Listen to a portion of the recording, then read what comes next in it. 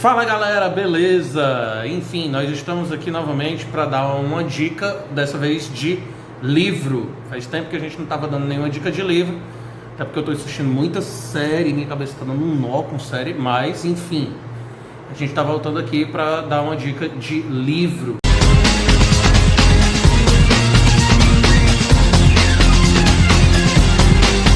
E a dica desse mês é o livro da Daniela Arbex, escrito em 2013, Holocausto Brasileiro.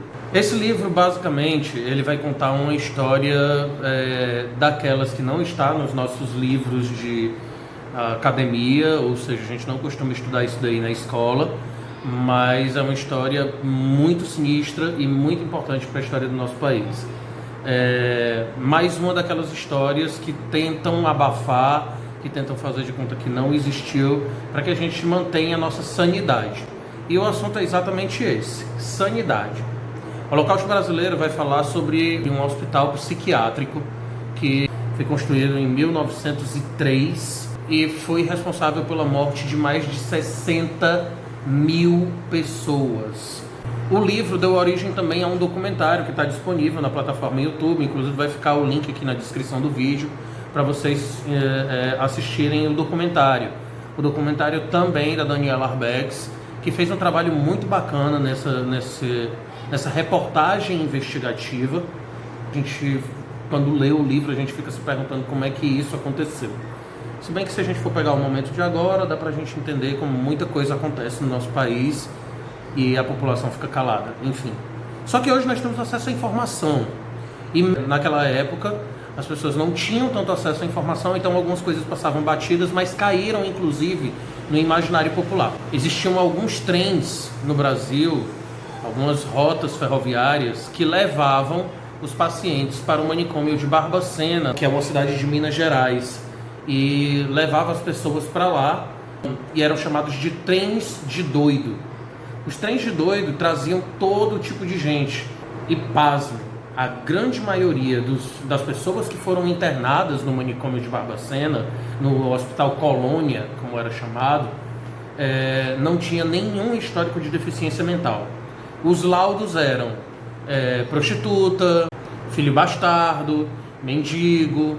Era muito comum, inclusive, que algum nobre de família de elite tivesse um filho fora do casamento, e como uma maneira de se livrar daquele problema, ele mandava a pessoa para o manicômio e pagava uma certa quantia e a pessoa ficava lá. E ela era esquecida. No documentário e no livro também é comentado que muitas pessoas que internavam as pessoas no manicômio mudavam até de endereço para não receber nenhum tipo de correspondência, nenhum tipo de notícia da pessoa que foi colocada lá dentro. Então era meio que um caminho sem volta, a pessoa ia e não voltava.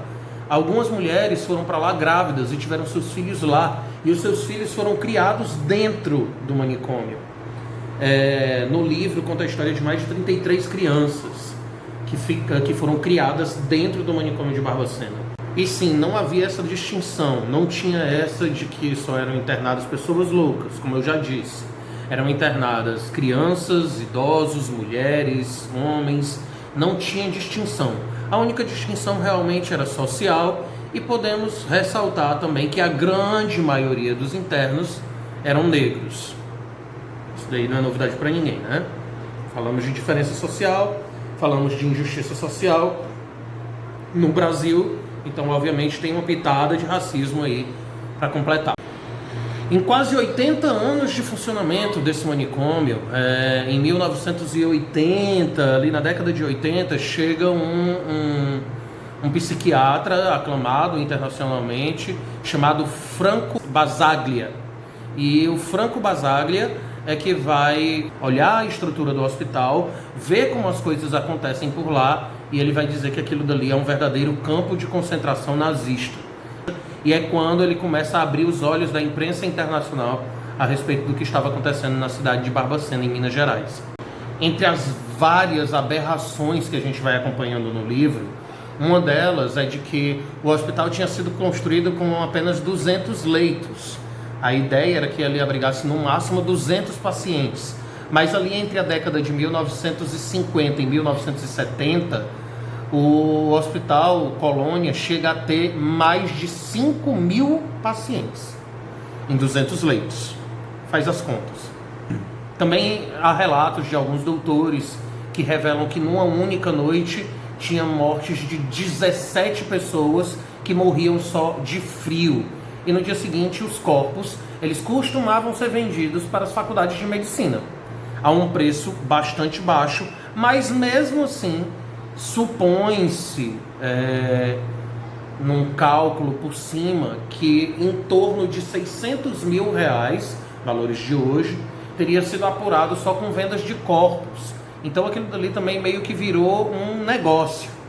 Para vocês terem uma ideia, tanta gente morreu no manicômio que foi preciso construir um cemitério ao lado. E esse cemitério ainda está lá. Hoje o manicômio foi reaberto. Ele foi reaberto na década de 90, em 1996. E hoje é o Museu da Loucura. Por fim, a gente pode dizer aí que esse absurdo aconteceu durante vários governos. Nenhum deles é daquele partido que o pessoal costuma dizer que tudo no Brasil é culpa desse partido. Isso que aconteceu durante vários governos, inclusive durante o período da ditadura militar. Vamos lembrar aqui que o pior período desse hospital, o Hospital Colônia, é entre 1960 e 1970. Só que, se eu não me engano, em 1964 aconteceu um negócio muito importante no Brasil. Não estou lembrando o que é. Essa é a dica de livro que vai ficando para você aí. Não esquece de curtir o canal, indicar, compartilhar e aquela coisa toda. Não se esquece de se inscrever. É isso mesmo, galera. A ideia do nosso canal é tentar democratizar o máximo possível a ideia de conhecimento e de arte. Então, enfim, ajuda aí a gente, compartilha, curte, se inscreve no canal e até a próxima dica. Beijo do Ney. Tamo junto.